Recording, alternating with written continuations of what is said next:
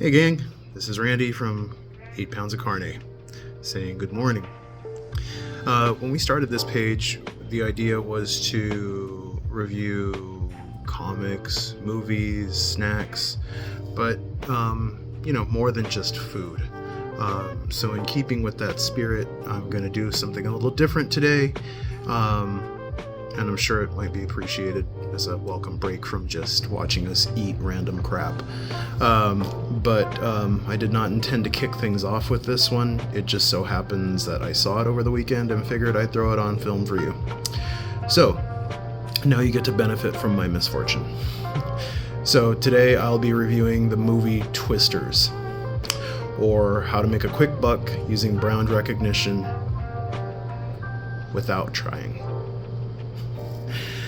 Yes, the sequel no one wanted, because without Bill Paxton, Philip Seymour Hoffman, or Helen Hunt to spice things up, you're getting a movie that could have just been its own thing. To kick off the disappointment, with the exception of Dorothy 5, you remember Dorothy, it was a trash can that spat out balls, essentially Kurt, making an appearance in like the opening scene. That's it. There's a cameo by Bill Paxton's son as a angry hotel guest at some point during the movie, but that's, negligible.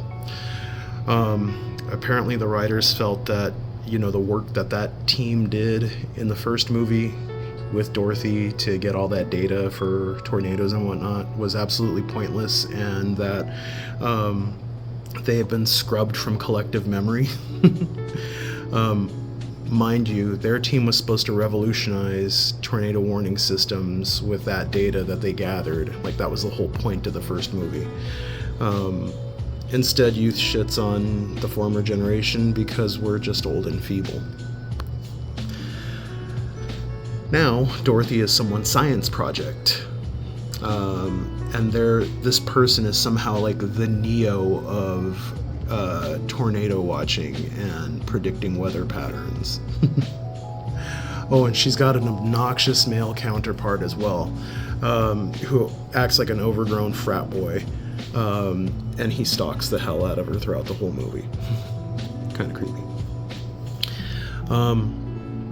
It's funny because Glenn Powell said Tornado Pretty Boy, just recently mentioned during an interview with, I believe it was The Hollywood Reporter, that vast parts of America are underserved by Hollywood.